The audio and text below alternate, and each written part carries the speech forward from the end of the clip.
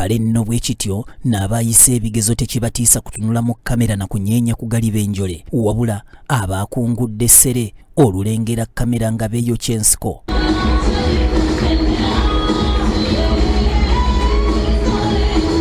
Bulijjo mu mbeera yonna okutuuka ku buwanguzi mwana wattu olina okukola ennyo anti ogutateganya teguzza nvuma. Ku ssomero lya Kirinnya Stars Junior School Ekirinnya abayizi bannyonnyodde ensonga ezibaleetedde okuyita ebigezo by'ekibiina eky'omusanvu.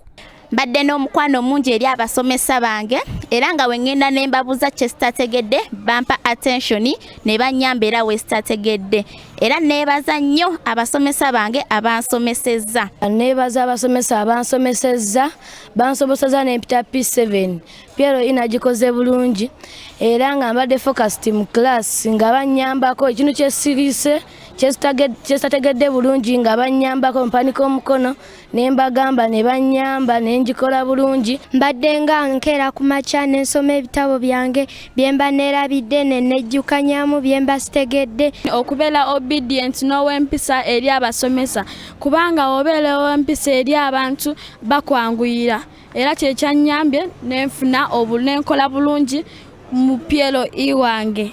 Nga bwe kiri nti ogutateganya teguzza nvuma ng'abaana nabo balina ebibasoomooza mu lugendo lwabwe olw'okutolobya empandiiso. Olugendo mbadde ntambulanga olugendo okuva e Bukasa mpaka wano e Kirinnya era nga ntuuka ku ssomero nga nsanga subject esooka ewedde ate ng'olina okukonsultinga abasomesa obabuuze ky'otategedde okukoppa notes. Mbadde ntambula olugendo luwanvu nga nina olutambula ku makya ndutambula olweggulo nga nina okusiiba mu kiraasi okusoma ennyo naye wakati w'okufuba ennyo nasobodde okufuna obubonero mwendera nga nkyebaliza Mukama. Nsanze challenges nyingi era ng'emu ku zo ebadde nga ya school fees babadde nga bangoba nga wentuuka okukomawo sanga bannange bandeka dda era okukopa notes nga nfuba nnyo okkopa notes naye ng'era okkopa notes nga ate n'omusomesa ayongera nga nina ofuba nnyo okulaba nti neefaako notes ezo nzimaleyo. Abaana bangi ayingira ekibiina eky'omusanvu nga n'erinnya ly'okuliwandiika akyalina n'agiriramu naye abaffe omuyizi agwa mu ttuluba lino omusomesa ayinza kumukolera kiddala okusobola okumuggyamu omulamwa asobole okuyita Senkubuge Mathias ono nga musomesa omutendeke alukuviiridde ku ntono. Kyekisooka kwe kukulembeza Mukama Katonda mu buli kimu kye mukola ng'abasomesa. Kusookera ddala abaana tuba tubayingiza tubawa interviews.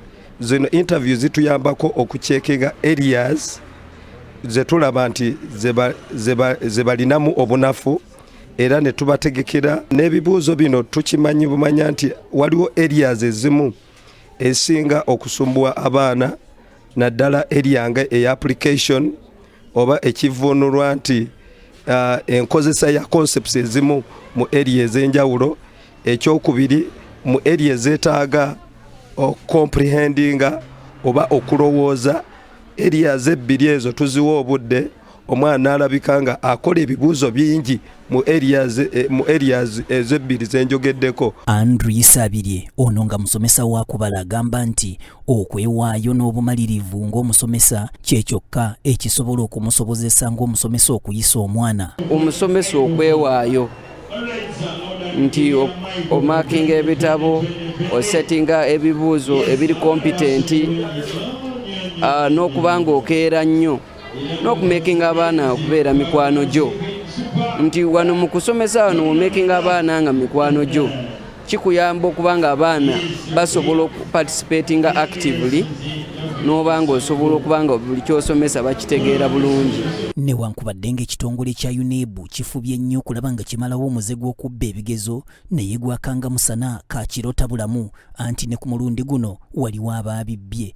Abaffe kiki ekiremesezaawo omuze guno? Nti abasomesa abamu bapanikinga ku ssaawa esembayo, abamu kibatwalira tebateekateeka baana bulungi like tebabasomesa bulungi bonga balinda nti wano mu kumaliriza tujja kubba bubbi ekigezo.